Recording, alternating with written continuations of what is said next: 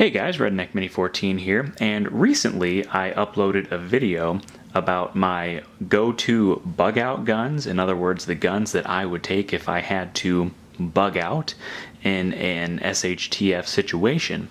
And a lot of people commented on that, and had some comments about the guns that I chose, and some of them were very positive and thought that I made some great decisions. And other people made comments saying that while I made good decisions on my shotgun, 22, and rifle, that I made a poor decision on the handgun or handguns that I would take with me. Because, the choices that I made for the rifle, the 22, and a shotgun were all very common platforms and very plentiful out in the marketplace and would be very easy to come by. And that's true. So the Mossberg Maverick 88 is a very common shotgun. The AR-15 is a very common rifle. A lot of parts out there, a lot of magazines. The Ruger 10/22, very common. Lots of parts, lots of magazines. Lots, just all three of those are very common platforms with a lot of parts, a lot of magazines, and just a lot of guns in general. But some people think that my choice in handgun was a poor choice because it's not a common, plentiful platform. And of course, the handgun that I chose was the Ruger P-Series 9mm. And let me just point this out to you. The only reason that I chose the guns that I chose in that video were because those are the guns in my personal collection that I would personally take and that for me personally would be the best choices. So I chose the AR-15 because I have trigger time on it, as opposed to one of my Mini 14s. It does not have a wood stock like my other Mini 14. Personally, I would rather take my Mini 14, but I don't want to damage the stock or have the stock split because of swelling with the humidity or snow or whatever. Wood stocks are just more likely to be damaged in the weather versus an AR-15, which just has polymer furniture. So that's the main reason I took it. I actually would prefer to take a Mini 14, but the one that I think would be better, I don't have any trigger time on. And with my shotgun, it's just the best. Well, first of all, I always preferred the Mossberg shotgun over the Remingtons, or any other shotgun for that matter.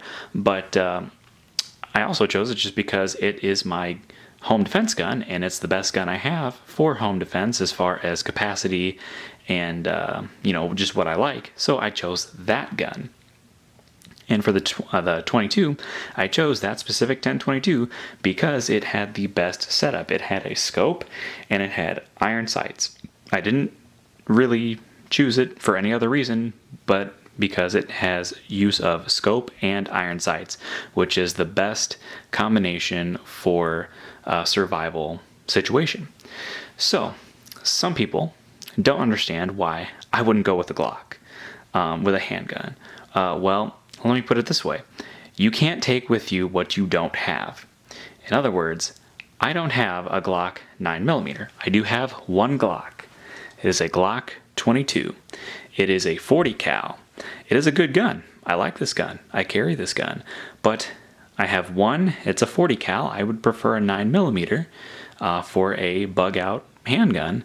I do have 6 magazines for it, and I have I have a little bit of ammunition for it, not as much as 9mm, but I have a little bit of ammunition. I have 6 magazines, which is a good number of magazines for one Glock pistol, but I have 6 of these. I have 3 P89s, a P95, a P94, and a P85. 6 of these with 19 magazines between all 6 of them. Now, of course, I wouldn't take all 6, but I would take a few, and, for that reason, I can take more than one of these versus one of these. I only have one Glock, and from a practical standpoint, it doesn't make sense to take two different types of handguns. In other words, it makes more sense to take multiple 9mm with the same magazines and a lot of the same parts compatibility than it does to take one Glock and one Ruger and one Smith & Wesson, because I do have a Smith & Wesson as well, and I have a high power clone as well. Great guns, but I would stick with the Ruger. Now, of course, I have so many Rugers because they're just my favorite handguns, and I really, really like them. They're really durable and reliable, and my experience proves that, and the Glock is really reliable as well. But I do not have a Glock 9mm, and even if I had one Glock 9mm, I don't have two or three. Still, even if I had one Glock 9mm, I'd probably still go with the Rugers just because I have more Rugers, more Ruger magazines. I plan on getting more Ruger magazines over time. Even if I wanted to go with a 40 cal, I have two Ruger 40 cals versus one Glock. So that's really the only reason I chose the Ruger over the Glock. You can't take what you don't have. And if you have a plentiful supply of Rugers and Ruger magazines, you take the Ruger. I don't really care about what other guns, what other magazines I might come across if, I have to trade or whatever, because I'm probably not going to trade my guns or my magazines. I got other stuff I can trade. I'm not worried about it. So for now, at least, I'm sticking with my Rugers. Subscribe to my channel, like me on Facebook. I'm Redneck Mini 14, and until next time, be safe.